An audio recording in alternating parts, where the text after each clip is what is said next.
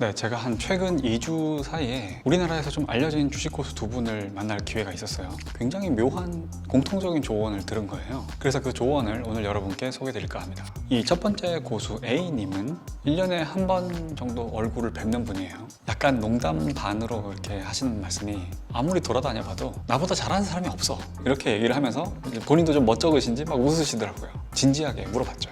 대체 그러면 다른 투자자랑 형님이랑 어떤 차별점이 있나요? 그분이 하시는 말씀이 정보를 투자로 연결시키는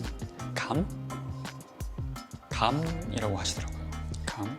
자, 또 한 명의 고수 B님입니다. 이분은 저는 온라인으로 필명만 아는 사이였어요. 그런데 이분이 이제 제주도로 놀러 오시면서 우연히 저한테 연락을 주셔서 이야기를 나누게 됐습니다. 굉장히 보수적인 투자자로 알고 있었는데요. 이런 이야기를 하시더라고요. 가끔씩은 이렇게 큰 돈을 이렇게 쉽게 결정해도 될까 싶을 정도로 한 번에 큰 투자를 순식간에 결정한 일이 있다는 거예요.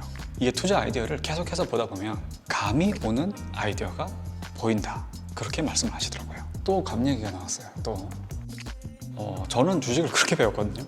올바른 주식 투자는 감이 아니다, 노력과 학습이 필요하다. 그런데 실제로 성공한, 그러니까 돈을 많이 번 투자 고수분들이 갑자기 제가 전혀 예상하지 못한 감 이야기를 꺼내는 거예요. 감.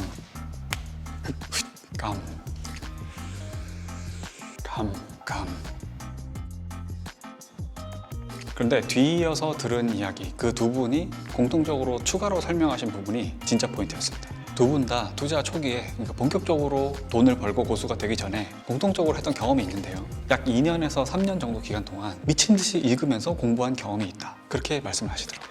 첫 번째 분의 경우에는 증권사 리포트를 정말 열심히 보셨다고 하셨고, 두 번째 분 같은 경우에는 사업 보고서를 정말 많이 읽으셨다고 합니다. 그러니까 뭐 다 읽는 거잖아요. 다들 공부를 하는 거긴 한데 엄청난 양의 정보를 굉장히 집중된 시간에 습득을 했다. 요게 포인트인 것 같아요. 축적의 시간이라고 말씀을 하시더라고요. 특정 정보를 이렇게 집중적으로 읽는 시기를 거치면 이 투자를 하면서 투자 아이디어를 뭔가 꿰뚫어 보는 눈이 생기는 것 같다. 그리고 그게 막연하게 표현을 하자면 이 감 같은 것이다. 그러니까 그분들이랑 이야기를 나누면서 제가 나름대로 내린 결론이 그거였습니다. 그러니까 정말 많은 돌을 집중적으로 들춰보다 보면 그 중에 특히 더 매력적인 돌이 눈에 띄어요. 근데 이제 그런 이른바 감이라는 형태로 인식이 되려면 말 그대로 굉장히 많은 정보를 굉장히 집중된 시간에 봐야 한다는 거예요. 당연히 열정이 필요하고요. 내 일상생활을 희생해야 되는 그런 희생정신이 필요합니다. 그게 1년이 됐든 2년이 됐든 3년이 됐든 20년, 30년의 투자 기간 중에 한 번 정도는 그 기간을 거쳐야 되는 거예요. 그리고 그런 기간을 거치고 나서 투자 경험이 쌓이다 보면은 어떤 레벨이